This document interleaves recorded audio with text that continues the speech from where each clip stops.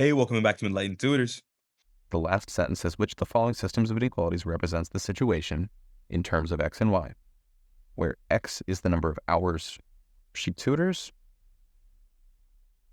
But small error is he buys one.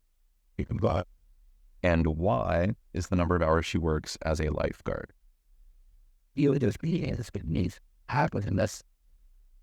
Okay. She can work no more than 20 hours per week. No more than 20 hours per week. Well, she has two jobs, tutoring and lifeguarding, which means that these combined can't be more than 20. So when I say these combined, that literally means x plus y, right? Combining them just means adding them. And it can't be more than 20, which means it must be less than or equal to 20. That's one of my inequalities. Knowing that this is correct immediately rules out choice A and choice D.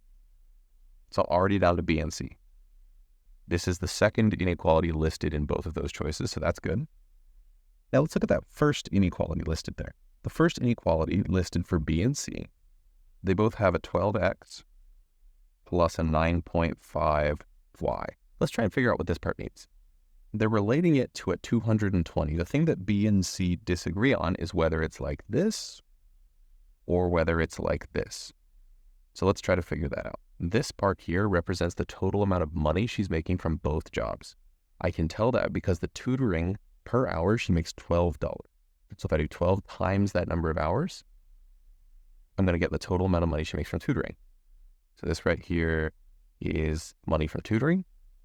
And then for lifeguarding, similarly, she makes $9.50 an hour times y hours means this is the money she's making from lifeguarding. So if we add them together, it should be greater than or equal to 220 because she wants to earn at least $220. Also, side note, just common sense tells you if you're talking about money, more is probably what we want, not less. So this should be the big side. But also the wording specifies she wants to earn at least 220, which means greater than or equal to 220, which means choice C is correct. For more helpful videos, follow us on TikTok and YouTube.